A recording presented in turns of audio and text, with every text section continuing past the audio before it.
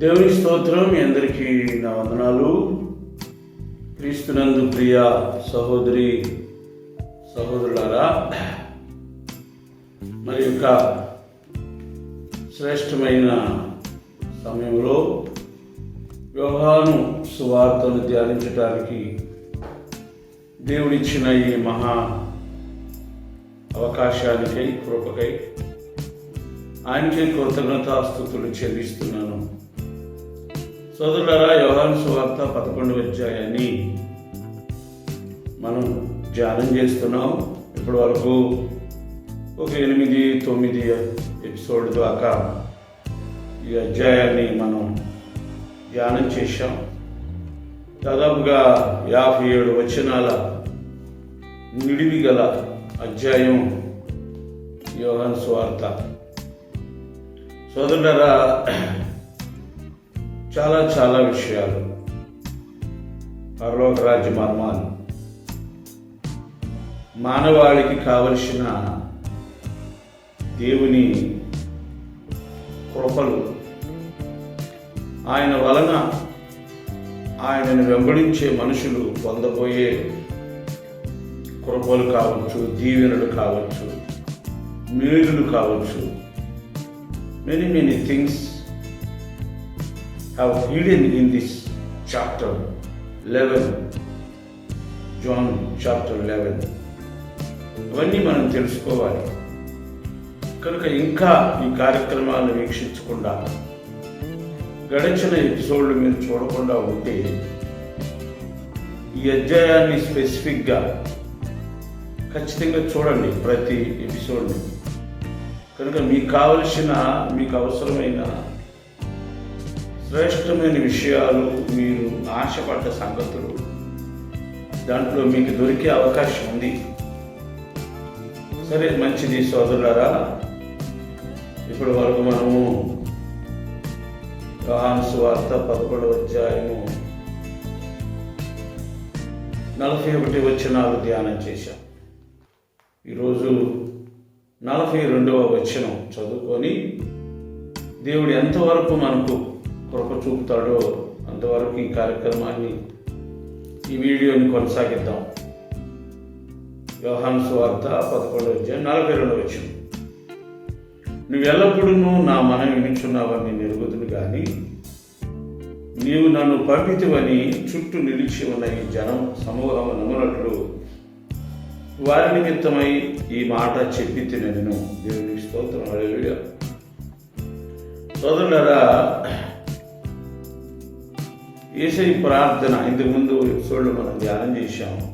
ఆయన most of the time pray to God secretly, especially amidst of the hill. కొండల మధ్యలో ఆయన రహస్యంగా ఎక్కువగా ప్రార్థన చేసేవాడు. సోదరులారా, ఆయన బహిరంగంగా ఎప్పుడు ప్రార్థన చేసినట్టు, శాస్త్రీయ పరిశీలిలాగా సొంత వీధుల్లో వందనాలు చెప్పినట్టు మనం కనబడదు. మోస్ట్లీ ఈ ప్రే టు గాడ్ సీక్రెట్లీ, రహస్యమందు మాత్రమే ఆయన ప్రార్థన చేసేవాడు. కానీ ఈ సందర్భంలో లాజరు కొరకు తన రహస్యాన్ని ప్రక్కన పెట్టి, మనవాళ్ళు అంటారు కదా, తన ఈగోని పక్కన పెట్టి, తన జ్ఞానాన్ని పక్కన ఉంచి, లాజరు యొక్క సంక్షేమం లేక తన జీవం కొరకు, అంతేకాదు తనని వెంబడించే ఆయన శిష్యుల కొరకు, ఆయన నమ్మి లాజరు సమాధి దగ్గరకు వచ్చిన మనుషుల కొరకు ఆయన ఈ రహస్య ప్రార్థన అనే దానిని ప్రక్కన పెట్టి బహిరంగంగా కృతజ్ఞతాస్తుతులతో ప్రార్థన చేస్తున్నట్లు మనం చూస్తున్నాం. ఈ సందర్భంలో కూడా మనం కొన్ని నేర్చుకోవచ్చు యేసయ్య దగ్గర నుండి. కొన్ని పరిస్థితుల్లో మనం కొన్ని సమయాల్లో సాహసం చేయవలసి ఉంటుంది. అంటే ఆయా పరిస్థితులకు అనుగుణంగా మనం సేవ చేయవలసి ఉంటుంది సోదరులారా. మనిషిని బట్టి, మనుషులను బట్టి, మన అనుచరులను బట్టి, ప్రభువు మన జీవితంలో నిర్ణయించిన దాన్ని బట్టి, ఏది ఏమైనా మనం ఏం చేసినా దేవుడు నిర్ణయించిన దానినే మనం అనుసరించాలి. అంతిమముగా ultimately we must follow the willing of God. Beyond the willing of God, we nothing do anything, even a fraction to move our hand or leg. ఒక అడుగు తీసి అడిగేయాలి, చెయ్యి కదిలించాలి అంటే ఇది దేవుని చిత్తమై ఉండాలి సోదరులారా. అదే మన క్షేమం. నువ్వు నీ ఇష్టానుసారంగా వెళ్ళినంత మాత్రాన ఆయన నిన్నేమి ఆపడు. He cannot interrupt you and stop you, but it will be not good in your way, in your own way. But it always good if we go in the way of the Lord, which God showed us. దేవుడు చూపించిన మార్గంలో మనం వెళితే అన్ని సమయాలలో అది మనకు క్షేమము అని చెప్పి నేను స్పష్టంగా చెప్పగలను సోదరులారా. ఇక్కడ మనం చూస్తే ఆయన ప్రార్థన చేస్తున్నాడు. ద సెకండ్ వర్స్, నేను దానికి కొనసాగింపుగా 2వ వచనం 42వ వచనంలో, నీవు ఎల్లప్పుడూ నా మనవి వినుచున్నావని నేను ఎరుగుదును, కానీ నీవు నన్ను పంపితివని చుట్టూ నిలిచిన ఈ జనసమూహము నమ్మునట్లు వారి నిమిత్తమై ఈ మాట చెప్పి తినను. వేసే మాటల్లో నిశ్చయత. ఒక సందర్భంలో మనకి నిశ్చయత ఎప్పుడు వస్తుంది అంటే, ఏ మనిషితోనైతే మనము ఒక మంచి సంబంధాన్ని కలిగి ఆ మనిషితో మనకున్న స్నేహభావం కావచ్చు, మంచి సంబంధం కావచ్చు, ఇచ్చిపుచ్చుకునే ద్వారాని కావచ్చు, కరుణ, జాలి, త్యాగం, దయ చూపించి పొందుకునే సందర్భాలు కావచ్చు.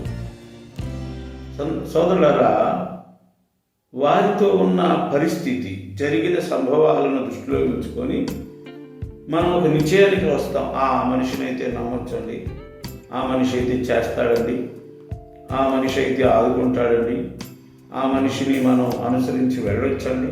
ఇలా కొన్ని సందర్భాలు మనం మనిషిని బట్టి మాట్లాడుకుంటాం, నిర్ణయాలు తీసుకుంటూ ఉంటాం, వారిని వెంబడించడానికి ప్రయత్నం చేస్తాం.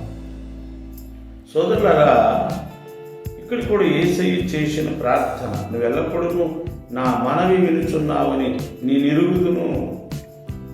ఎప్పుడు ఈ ప్రార్థన యేసయ్య చేస్తాడు?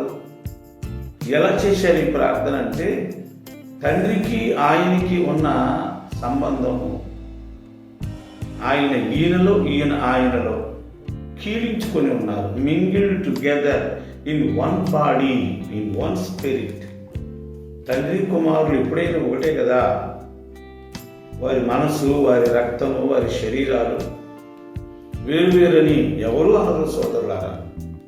ఇక్కడ కూడా అదే సూత్రం అప్లై అవుద్ది. కనుక వారికి ఉన్న సంబంధం, వారు కలిసి ఉన్న సందర్భం, అబ్రహాము, ఇస్సాకు, యాకోబుల సంతానం యేసయ్యని హేళన చేయొచ్చు, నమ్మకపోవచ్చు, ద్వేషించవచ్చు, నిందలు పెట్టచ్చు, చంప చూడొచ్చు. కానీ ఇది వారి వ్యక్తిగతం. ఎట్ ద సేమ్ టైం యేసయ్యకి కూడా ఒక వ్యక్తిగతం ఉంది. ఏమిటి ఆ వ్యక్తిగతం అంటే, తండ్రితో వ్యక్తిగతం. The personal relation between him and his father. వారిద్దరి మధ్య ఉన్న వ్యక్తిగత సంబంధం ఎలాంటిదంటే, ఈయన చేసే ప్రార్థన ఆయన వింటాడు, చేసిన దానికి సమాధానం ఇస్తాడు. నాకు 20 కీర్తనలో ఒక మాట జ్ఞాపకం వస్తుంది. నీ పెదవుల నుంచి వచ్చిన ప్రార్థన నేను మానక అంగీకరిస్తున్నాను, నువ్వు మొరపెట్టకముని పేరు నేను నీకు ఉత్తరం ఇస్తాను, నీ హృదయవాంఛను తీరుస్తాను, నీ మనోభిష్టాన్ని సఫలపరుస్తాను. ఏమండి, ప్రార్థించకముందే ఉత్తరం ఇస్తాడంట, ప్రార్థిస్తుండగా తప్పనిసరిగా ఆలకిస్తాడంట, హృదయంలో ఉన్న ఆ వాంఛను తీరుస్తాడంట, మనోభిష్టాన్ని సఫలపరుస్తాడంట. ఒకసారి ఆలోచించండి, ఒక మనిషితో ఆయనకున్న సంబంధం ఎంతటిదో, ఎంత సంబంధం ఉంటే అతను అడగకముందే ఇస్తాడు, అతను ఎదురు చూడకముందే సహాయం చేస్తాడు. అంటే ఈ రెండు ఆత్మలు ఒకటి కాబట్టి సోదరులారా, ఈ రెండు మనస్తత్వాలు ఒకటి కాబట్టి, ఈ రెండు అడుగుజాడలు ఒకటి కాబట్టి, కనుక సోదరులారా,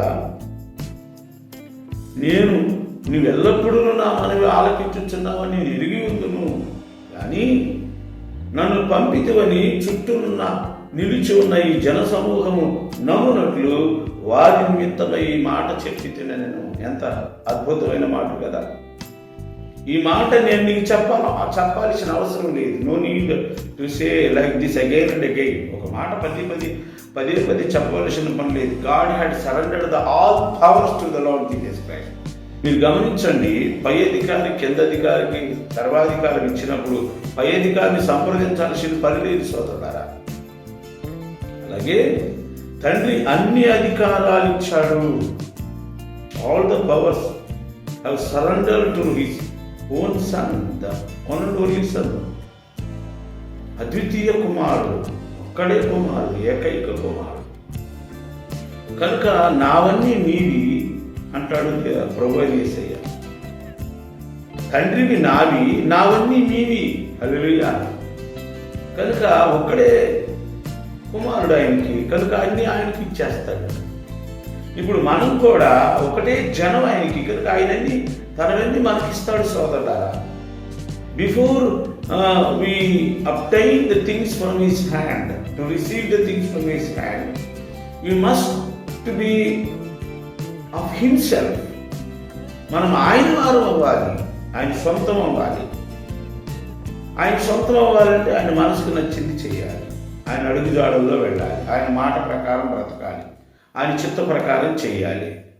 beyond that we can nothing receive anything from the most high God. దేవుని అడుగులో అడుగు వేస్తూ, ఆయన మాటల ప్రకారం నడుస్తూ, ఆయన మనసుకు నచ్చింది మనం చేస్తూ, ఆయన మన మనసు ఏకమై నడిస్తే తప్ప ఆయనవేవి మన సొంతం కావు. ఒకవేళ కొంతమందికి సొంతం అవుతున్నవంటే దోచుకుంటున్నారు వాళ్ళు. They are being roped in the back door. దొడిదారులు దోచుకుంటున్నారు అంతే వాళ్ళు. నాలాంటి సేవకుల ప్రార్థనలను అనుభవించి దొంగతనంగా బొంకి మన దగ్గరకు వచ్చి ప్రార్థన చేయించుకొని పొందుకొని మళ్ళీ వాళ్ళ ఇష్టానుసారమైన జీవితం జీవిస్తారు. చాలామంది మా దగ్గరకు ప్రార్థన చేయించుకోవడం వస్తారండి. నేను అట్టండి, నేను ఇట్టండి, నా బాధ అదండి, నా బాధ ఇదండి, నేను ఉపవాసం ఉంటున్నానండి, నేను అన్నీ మానేశానండి, నేను పరిశుద్ధంగా ఉండాలండి. ఏమండి, అట్టర్లీ లై what people say like this. మనుషులు చెప్పే ఈ మాటలన్నీ అబద్ధాలే సోదరులారా. ఎంత గొప్ప విశ్వాసి అయినా సరే ఈ దినాల్లో ఆతకాలపు విశ్వాసం లేరు. ఈ దినాలు అందరూ దొంగ భక్తులు సోదరులారా. దొంగ భక్తులకి దేవుడు రాజమార్గంలో ఏ సహాయం చేయడు. దోచుకోవడమే మీ పని, దోచుకోని పని మీరు పెట్టుకున్నారని నాకు బాగా తెలుసు సోదరులారా. కనుక దోచుకున్నది ఎక్కువ కాలం నిలబడదు, దొంగ సొమ్ము ఎక్కువ నిలబడదు సోదరులారా. గుర్తుపెట్టుకోండి, దేవుడిచ్చింది దీవించబడుతుంది, సదాకాలం నిలిచి ఉంటుంది. It should be multiplied by the God himself. మనకు తెలుసు కదా, ఆ బుడ్డిలో నూనె అయిపోలేదు, ఆ పిండిలో నూనె తరగలేదు, ఆ పిండి కొండలో పిండి అయిపోలేదు, ఆ బుడ్డిలో నూనె అయిపోలేదు. Because God blessed the wife of prophet. ప్రవక్త వారిని దేవుడు అలా దీవించాడు సోదరులారా. లేకపోతే సారైపోతే విధవరాలు 7 ఏళ్ళు పెట్టింది మొదటి అప్పం నీళ్లు, ఇక కరువు అయిందాకా ఆ నూనె ఆ పిండి అయిపోలేదు. Because she blessed by the God himself, because she fulfilled the rights of the God who is in the heaven. పరలోక రాజ్యంలో ఉన్న దేవుని చిత్తాన్ని నెరవేర్చిందా. తండ్రి, పరలోకమందు నీ చిత్తం నెరవేరినట్లు భూమి మీద నెరవేర్చబడుగా. కానీ వాక్యము సారేపతి విధవరాల విషయంలో నెరవేరింది. ఇది అందరు చేసినా నెరవేరదు. సారేపతి విధవరాలు వలె నువ్వు ప్రవర్తించినప్పుడు, మనం ప్రవర్తించినప్పుడు మాత్రమే నెరవేరింది సోదరులారా. కనుక మన ప్రార్థనలు, మన అలవాట్లు ఇవన్నీ ప్రభు చిత్తానుసారంగా ఉన్నప్పుడే. ఆయన అంటున్నాడు, నన్ను పంపితివని నీ చుట్టూ నిలిచి ఉన్న ఈ జన సమూహం నమ్మునట్లు వారి నిమిత్తమే ఈ మాట చెప్పి నేను. హల్లెలూయా. ఇందాక చెప్పాను కదా, మాటి మాటికి నేను ఆయనకి చెప్పవలసిన పని, ఇది అడగవలసిన పని. ఆయన నా తండ్రి, నాకు సర్వాధికారం ఇచ్చేశాడు, ఏం చేయాలో ముందే చెప్పేశాడు. So no need to take permission again.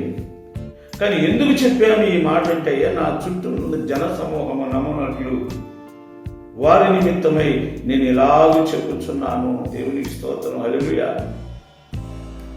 ఆయన వచ్చిందే ఆ చుట్టూనున్న జన సమూహం కోసం. ఆయనకి చెప్పినా, తిన్నా, త్రాగినా, నడిచిన, సిలువలో మరణించిన, మాట్లాడిన, what ever thing he speak done, ఆయన ఏం చెప్పినా, ఏది చేసినా తన చుట్టూనున్న మనుషుల కోసం చేశాడు సోదరులారా. తన చుట్టూనున్న జనసమూహం కోసం చేశాడు. ఈ లోకములను మనుషుల కోసం చేశాడు. నశించిపోయే ఈ ప్రజల కోసం చేశాడు. సత్యాన్ని గుర్తెరగకుండా, దేవుడెవరో తెలియకుండా నశించిపోతున్న నీ కోసం చేశాడు సోదరుడు, సోదరి. But is not the human being. ఆయన మనిషి కాదు. నువ్వు విమర్శిస్తున్నట్లు ఆడు, ఈడు, గాడు అని నువ్వు నీ నోరు పెద్దది చేసి ప్రభువుని నిందిస్తున్నట్లు ఆయన నీ వంటి నరుడు కాదు సోదరి, సోదరుడా.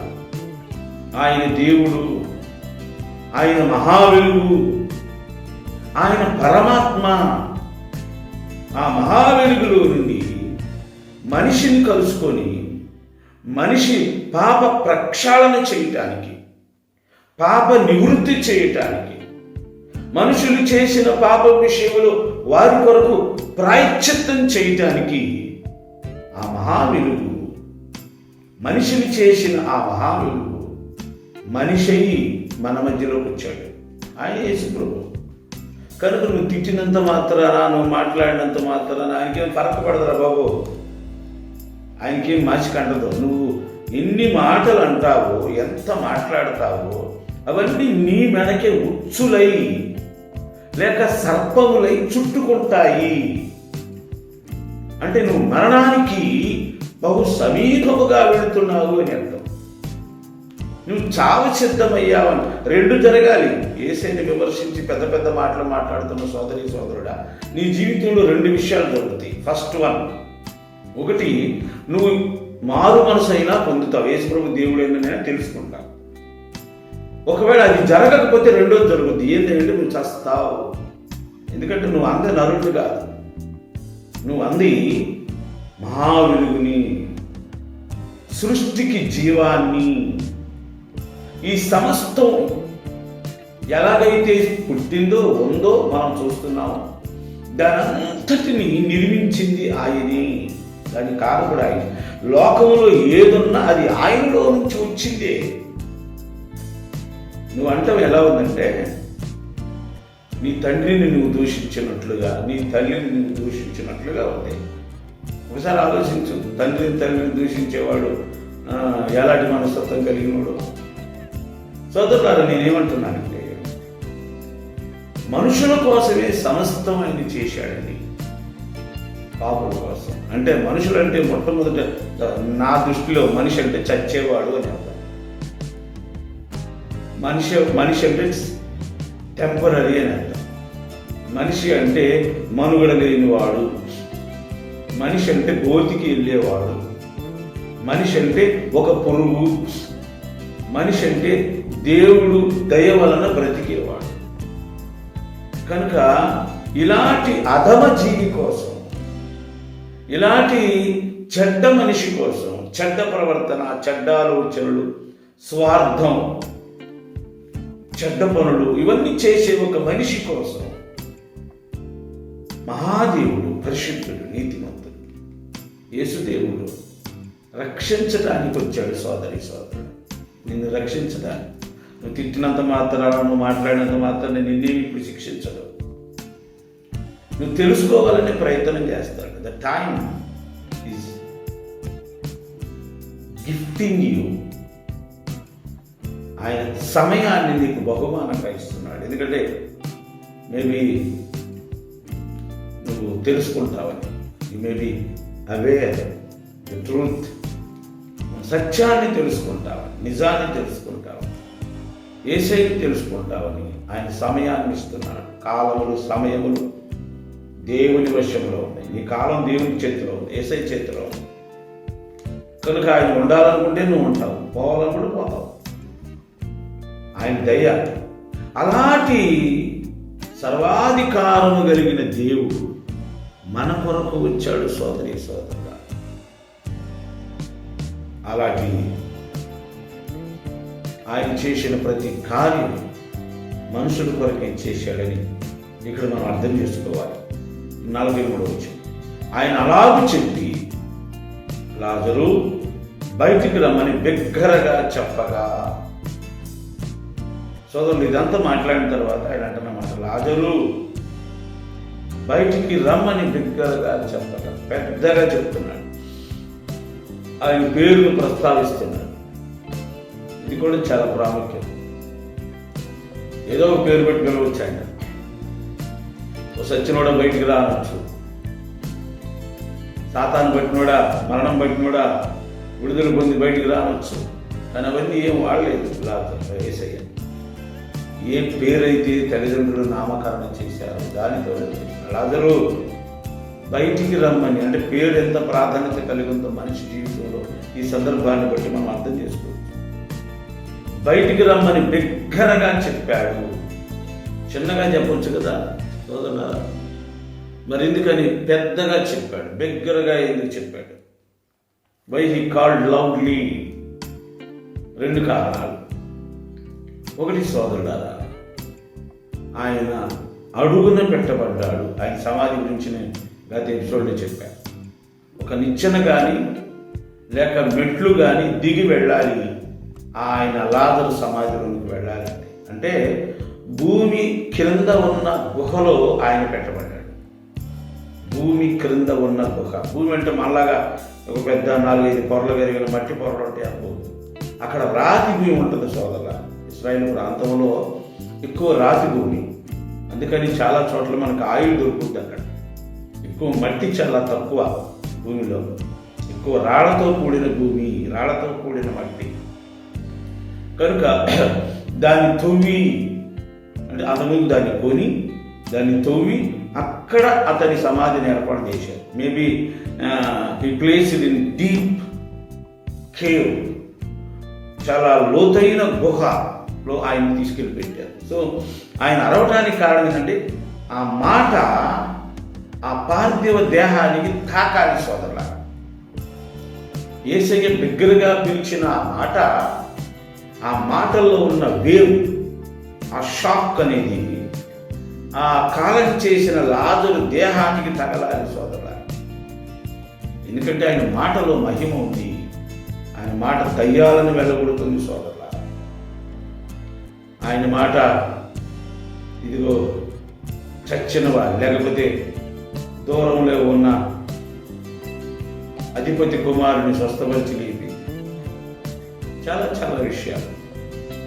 ఇంకా మన పాత నిబంధన గ్రంథంలో వెళితే ఆయన మాట లెబానోను దేవదారు వృక్షాలను విరిచివేస్తున్నాను. ఇంకో చోట ఉంది ఆయన మాట అడవిలో లేళ్లను ఈనునట్లుగా చేసింది. ఆయన మాట సముద్రాలకు సోదరులారా ఆనకట్ట వేసింది. ఆయన మాట భూమికి పునాది, భూమికి స్తంభాలు సోదరులారా. What a wonderful word it was. ఎంత గొప్ప మాట అయింది ఆ మాట.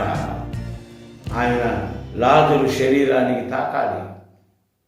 Why? Because he spoke loudly, cried loudly. లాజరు బయటికి రా అని పెద్దగా అరిచాడు. సోదరులారా, అంతకుముందు ఆయన అధికారి కుమారుణ్ణి స్వస్థపరచడానికి ఆయనే అరవలు. అక్కడ ఊరికి చెప్పాడు, పో మీ అబ్బాయి స్వస్థపడతారు. ఆ గంటలోనే అబ్బాయి స్వస్థపడతారు.